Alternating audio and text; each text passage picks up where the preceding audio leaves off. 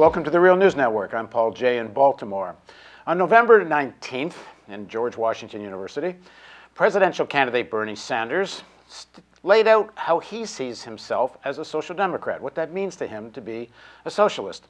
In the speech, he essentially laid out the New Deal concept of President Franklin Roosevelt and says what we need now is a New Deal for today. And that was his vision of what social democracy is. Here's a little bit of what he had to say. Against the ferocious opposition of the ruling class of his day, people he called the economic royalists, Roosevelt implemented a series of programs that put millions of Americans back to work, took them out of dire poverty, and restored their faith in government. And that is exactly what we have to do today. And by the way, almost everything he proposed, almost every program, every idea he introduced was called socialist.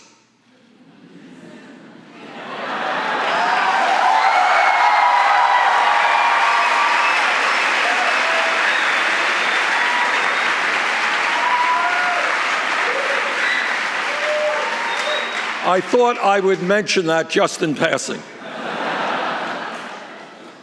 Social Security, which all of you know transformed life for senior citizens in this country, was defined by his opponents as socialist. Now joining us from New York to help me deconstruct the speech of presidential candidate Sanders is Doug Henwood. Doug is the founder of Left Business Observer and the soon-to-be-published book he's the author of, My Turn, Hillary Clinton's Targets the Presidency. Thanks very much for joining us, Doug. Thanks for having me. So the basic theme, as I said, of the speech is Roosevelt essentially was a social democrat. He says that the programs were called socialist by the right, but that's kind of a little different about whether they actually were socialist or not. And this is part of how I think we're going to have to frame this discussion as we go forward, which is there's a kind of a part of Bernie Sanders that has to be discussed in terms of the real politics of the United States. Who else is running for president? How do you assess what he says in the context of what the other choices might be? And then kind of as a thing in itself, meaning, is Bernie Sanders actually a socialist? Was Roosevelt actually a social democrat? And so on.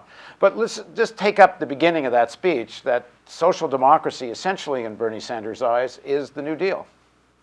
Well, yeah, I think that's a bit of an exaggeration. By American standards, I suppose it is. Richard Hofstadter, the historian, wrote somewhere that from roughly the 1930s through the end of the 1960s, the U.S. stepped out of its normal individualistic competitive mode towards a more state-driven collectivist one. And that's the closest I think we've come to that during that period. I don't know if we could call it the long 1930s or something, but, you know, we had Social Security in the 1930s, Medicare in the 1960s, and that was pretty much the creation of the American welfare state, such as it is. But it's, you know, it's something to look at. It's something that we have in our own history that we can draw on and be inspired by and not feel like we're importing something from abroad, because Americans seem to think importing things from abroad, except maybe cheap goods from China, is suspect. But if we could have a New Deal, I'd take that. You know, I'm a socialist. I would like to see more, but I live in this country. I've lived in this country for my entire life, and I know what is and isn't possible. And I can't imagine the working class taking over the means of production anytime soon. But it would be really nice to have the things he talks about. Single-payer healthcare, free college tuition, decent income support if you get sick or unemployed. These are all good things. Would make us a much more civilized place, and I'm all for it. As we go through the speech, we can kind of return to the basic theme. Here's another segment from the speech. The very rich get richer. Almost everyone else gets poorer. Super PACs funded by billionaires buy elections. Koch brothers alone and a few of their friends will spend more money in this election cycle than either the Democratic or Republican parties. Ordinary people, working people, young people, don't vote. We have an economic and political crisis in this country, and the same old politics and economics will not effectively address those crises. If we are serious about transforming our country, and I hope all of you are serious about transforming our country, if we are serious about rebuilding the American middle class, if we are serious about reinvigorating American democracy, we need to develop a political movement which, once again, is prepared to take on and defeat a ruling class whose greed is destroying our nation. And in my view, the billionaire class must be told loudly and clearly that they cannot have it all, that our government belongs to all of us, not just a handful of billionaires.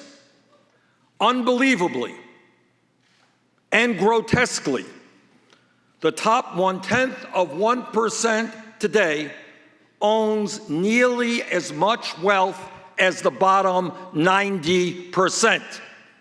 0.1% owns nearly as much wealth as the bottom 90%. That is not the kind of America that we should accept. So Doug, his critique of what is eloquent, it's very sharp, and nobody else is saying anything like this that certainly gets a mainstream audience. No, it's not. I mean, this is people ask me what I think of Sanders, and I say he's better than nothing. We just don't have this kind of talk in American presidential politics, and haven't had it for a very, very long time. And I'm really, it's music to my ears. I see several problems with it. Most prominently, that when we had the New Deal in the 1930s. There was a domestic radical movement, there were domestic communists, there was a Soviet Union abroad, which provided some sort of competition for capitalism as a system. We don't really have anything like that now. We don't have the kind of radical movement that could really scare that ruling class, and to hear Bernie use those words is music to my ears. Now, I know that terms like ruling class, probably not talked about too often here at Georgetown,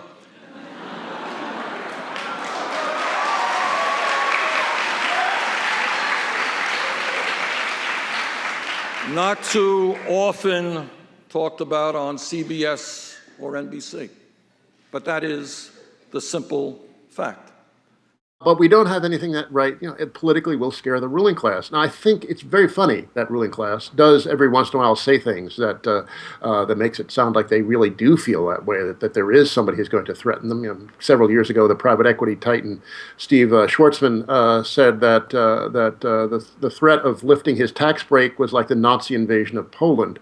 So these guys, are scared, I think, because in the back of their mind, they know that they're vulnerable. They feel guilty. They've had it their way for several decades. And, we do see some rumblings and the Sanders candidacy and the enthusiasm it's been received with is suggestive of a population that's really tired of this old way of doing things. We have a serious economic problem in the country. We've recovered from the worst of the recession, but it's still very stagnant. Incomes are stagnant. I think we're vulnerable to a further recession. And then there are long-term things like the climate crisis that we're not even talking about, much less addressing. And he's absolutely right. We need to break out of these old molds, old ways of thinking, old power structures. And, Hillary Clinton certainly is, representative of that old guard. And Sanders, though chronologically older than she is at least a breath of fresh air. In the last quote that we just played, it ended with Sanders talking about how the top 0.1% owns nearly as much as the bottom next 90%. But he won't really address the question of ownership, except to say that I'm not in favor of the government owning the means of production. Here's a little quote where he says that. I don't believe government should take over, the grocery store down the street, or own the means of production. But I do believe that the middle class and the working families of this country who produce the wealth of this country deserve a decent standard of living and that their incomes should go up, not down. If you want to talk about, is he a socialist, anyone that knows anything about socialism knows that socialism is about social ownership. One doesn't have to create the whole specter of the government owning everything. But I would think if you were a social democrat, you would at least talk about strengthening the public sector. And then, for example, compared to Roosevelt, in some ways, he's if you want to call Roosevelt a socialist, which I think is stretching the definition of the term, or even social democrat. But Roosevelt had direct job programs. He'd used government to directly hire millions of people. I don't hear any talk from Bernie Sanders about a direct jobs program, which would be kind of socialistic in a sense. Also, when it comes to one of his most important things, like breaking up the big banks, he does talk a bit about credit unions, but he doesn't talk about any kind of public-owned banks. There's somewhere between the government owning everything and a build-out of the public sector to really balance the power of concentrated ownership. And I'm not really hearing what I would think is enough of that to really qualify one as, a socialist at any rate, even in today's terms. No, I agree. And, we look at, he talks frequently about the Scandinavian model, and those are overwhelmingly private, dominated by private ownership. It's social democracy, regulated capitalism, redistributionist capitalism, and there is some stepping on the prerogatives of the investing class through taxation and through regulation, but, it's certainly not rejiggering the ownership structure of the country. And, the financial markets, one of their central roles in this American system in particular is the organization of ownership. And the stock markets and the bond markets may look like bizarre and off in their own world sometimes, but they really are ultimately about the assertion of ownership and control over the productive apparatus. And, he's not talking about interfering with that very much, certainly talking about higher taxes and maybe tighter regulations and splitting up banks. But if anything, that's in the interest of more competition, which is the old American populist approach to things, more competition, and not necessarily a larger public sector. We could have a postal bank, for example, like Japan has one, but they're privatizing it. We could have state banks. I believe North Dakota has one, but no other state does. We could have all kinds of experimental financial institutions. And like I said, since finance is so tied up with ownership, we could have a whole system of worker co-ops with public banks or cooperatively owned banks at the center of them. These are ways we could experiment with a new model of ownership, a new approach to socialism that is not, still following a kind of statist model that people have thought of in the past. But Sanders is not talking about any of that. He's talking about regulation and redistribution. And given the way neoliberalism has restructured the world over the last 30 years, I think it's very hard for people to imagine anything else, anything more ambitious. We have a whole generation of people who've grown up now knowing nothing other than the world that Ronald Reagan and Margaret Thatcher created, and that Bill Clinton certainly reinforced and helped the transformation of the Labour Party in England and the Democratic Party here has been a very crucial part of the whole neoliberal revolution. So I think Sanders is having a hard time stepping out of that mode of thinking, but still he's challenging it. He's got 1 foot out of it and 1 foot still in it, and 1 foot out is better than no feet out. Which is what the alternative is. At least the alternative is within the Democratic Party. Here's another clip from the Bernie Sanders speech. The bottom line is that today in America, we not only have massive wealth and income inequality, but a power structure built around that inequality, which protects those who have the money. Today, a handful of super wealthy campaign contributors have enormous influence over the political process, while their lobbyists determine much of what goes on in Congress. So Doug, he's talking about the way political power works in America, that there's this clear link between people that own stuff and have this massive amounts of wealth and use it to essentially own the political process. And this needs to be changed. So this is where I get back to this original framing I was talking about. If you look at that just from the point of view of what everyone else is saying that's getting mainstream television coverage, it's quite a radical thing to say, even though, frankly, everybody knows it. On the other hand, can you really change that with even if you were to succeed with some of these Roosevelt reforms, can you actually change who had power? Roosevelt never changed who had power in the country. And let me go back to one more caveat, which is why this whole thing's rather complicated. Even if there was this, I mean, if there was a massive fight, and he calls in various places in this speech and others for a political revolution, for a mass movement, if there was one of these to win one of these reforms, that would be pretty good. Yes, it would be really good. The lack of a movement is a problem. I don't see how you organize such a thing around an election campaign.